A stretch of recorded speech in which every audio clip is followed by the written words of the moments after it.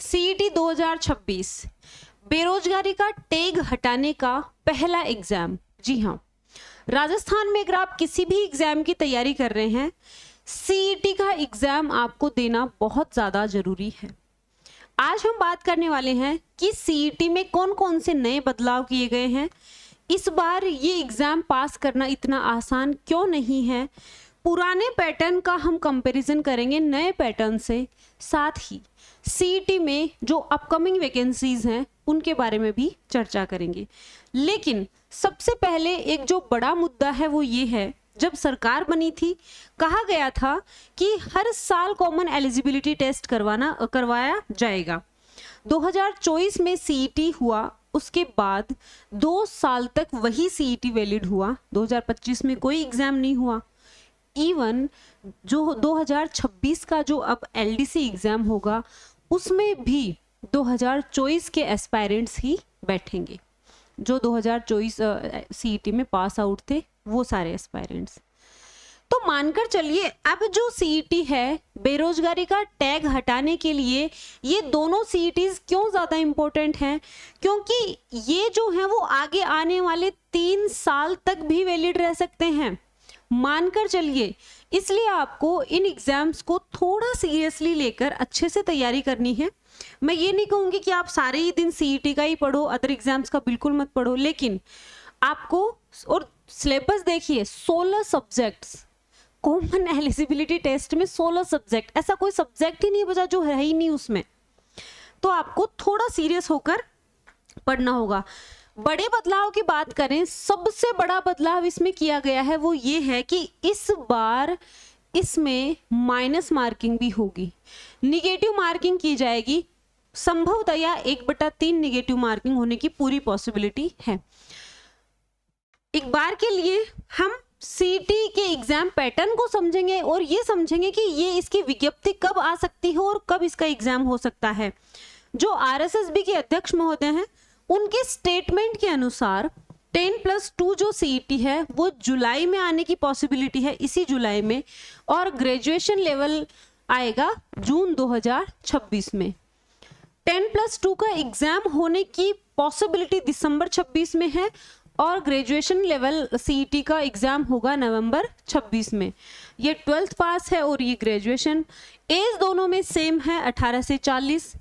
यहाँ पर आपको दोनों सीईटीज में पासिंग मार्क्स कितने लाने हैं?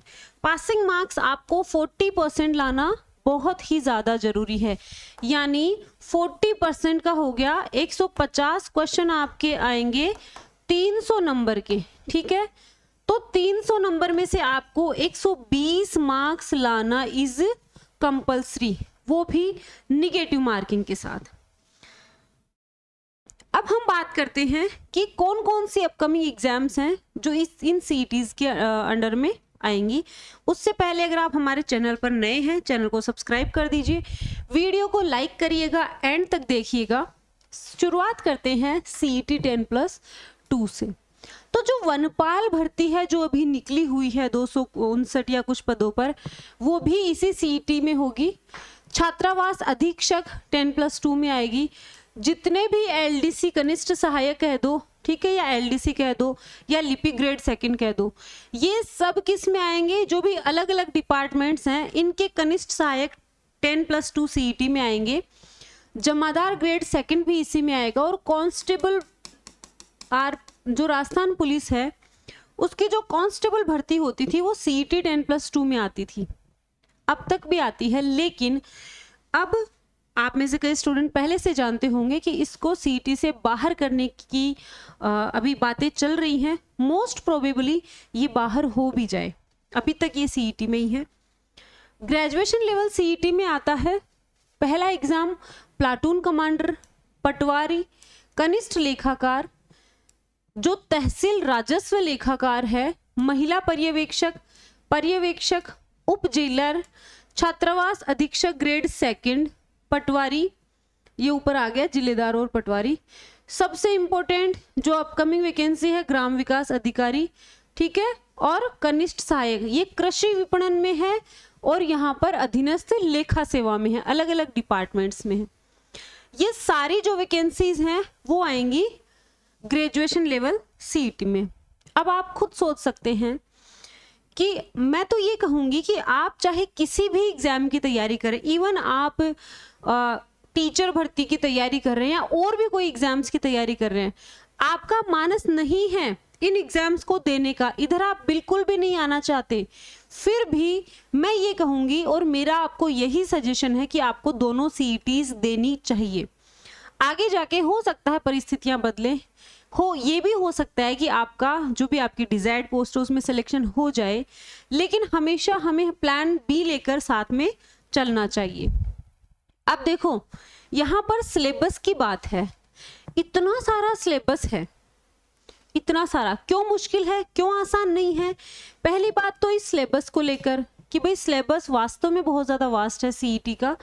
राजस्थान का इतिहास, कला, सांस्कृतिक, साहित्य, परंपरा और विरासत, भारत एवं राजस्थान का भूगोल, राजस्थान पर विशेष बल के साथ भारतीय राजनीतिक व्यवस्था हो गई, अर्थव्यवस्था हो गई राजस्थान की, साइंस हो गई, तार्किक विवेचन और मानसिक योग्यता, रीजनिंग, सामान्य हिंदी, जनरल इंग्लिश, कंप्यूटर और करंट जीके। कौन सा सब्जेक्ट रह गया? सारे सब्जेक्ट। 150 प्रश्न, 300 नंबर के, 3 घंटे का समय।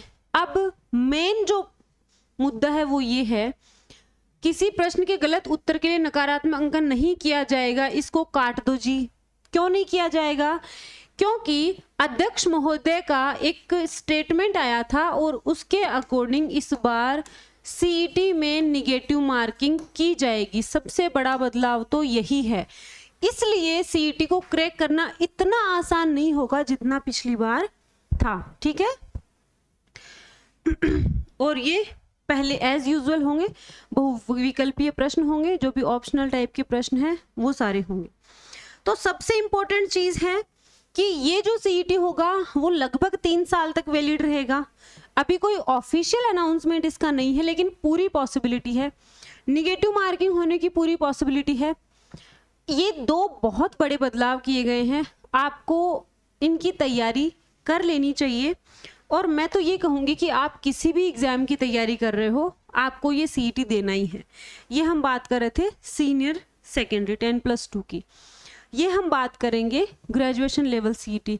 बहुत ज़्यादा डिफरेंस नहीं है, वही कंप्यूटर, समसामयिक घटनाएं, सामान्य हिंदी, अंग्रेजी आ गया। यानी अगर आप ग्रेजुएटेड हैं तो आपको दोनों सीईटीज देने चाहिए, क्योंकि अगर आप +2 का क्वालिफाई कर जाओगे तो आप एलडीसी के लिए एलिजिबल हो जाओगे, ठीक है, और अदर एग्जाम्स के लिए एलिजिबल हो जाओगे।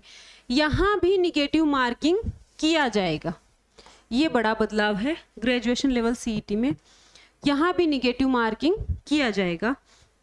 तो इसमें जो मेन जो मैटर है वो ये है, निगेटिव मार्किंग होगा, 3 साल तक वैलिड रहेगा, बिल्कुल मत चूकना। सीईटी का जो इंग्लिश का पोर्शन है वो मैं आपको कंप्लीट यूट्यूब पर करवाऊंगी, सारी क्लासेस में आपको अवेलेबल करवाऊंगी, और +2 और ग्रेजुएशन लेवल दोनों ही सीईटीज हम इसमें कर लेंगे। बात करते हैं कि ये जो सिलेबस हमने देखा है, अरे कॉमन एलिजिबिलिटी टेस्ट ही तो है, इसको हम कैसे कवर करेंगे? आपको बहुत ज़्यादा सोचने की ज़रूरत नहीं है। जो भी एनसीईआरटी की बुक्स आती हैं ना, बस अगर आप वो मूल किताबें भी पढ़ लोगे ना एनसीईआरटी की, जो भी आपके सब्जेक्ट हैं उनकी अगर एनसीईआरटी की बुक्स आपको मिलती हैं उनसे पढ़िए। जिस सब्जेक्ट का एनसीईआरटी का अवेलेबल नहीं है उसके लिए आप कोई गाइड ले सकते हैं। बहुत सारा आपको स्टडी मटेरियल कलेक्ट नहीं करना है, क्योंकि ये कॉमन एलिजिबिलिटी टेस्ट है। हाँ, पिछली बार की अपेक्षा इस बार जो है पैटर्न हार्ड रहेगा, माइनस मार्किंग रहेगी, इसलिए थोड़ा सा मुश्किल होगा 40% लाना, यानी 300 में से 120 नंबर आपको चाहिए ही चाहिए, ये कंपल्सरी है। अगर आप नहीं आते हो तो आप डिस्क्वालीफाई कर दिए जाओगे, ठीक है। तो आराम से सीईटी का सिलेबस एनसीईआरटी पढ़ लो, और इसके अलावा लास्ट टाइम में जब 1 महीना रहे तो आप मैराथन्स वगैरह कर सकते हैं, साथ ही 5-10 आप टेस्ट भी दे सकते हैं जो सीईटी के ही हो। आप में से कई बच्चे एलडीसी के भी एस्पायरेंट होंगे। एलडीसी का टेस्ट सीरीज जो है वो हमारे स्मृति कोचिंग क्लासेस पे चल रहा है, अभी इसमें आपको कूपन कोड मिल जाएगा, ऑफ भी मिलेगा फी में। 9 जून से इसमें फुल लेंथ टेस्ट होंगे। अब इसमें टॉपिक वाइज टेस्ट चल रहे हैं, पूरे 40 टेस्ट हम आपको दे रहे हैं। आप इस टेस्ट सीरीज को ज्वाइन कर सकते हैं। कई बच्चे सिर्फ सेकंड पेपर लेना चाहते हैं या फिर जो इंग्लिश पढ़ना चाहते हैं, आप इस सेकंड पेपर को भी ज्वाइन कर सकते हैं। ये हाईकोर्ट ग्रुप डी की टेस्ट सीरीज है और फुल बैच है सारी सब्जेक्ट्स का, ठीक है, हिंदी, इंग्लिश और जीके। तो फुल बैच और टेस्ट सीरीज इसमें भी आप ज्वाइन कर सकते हैं।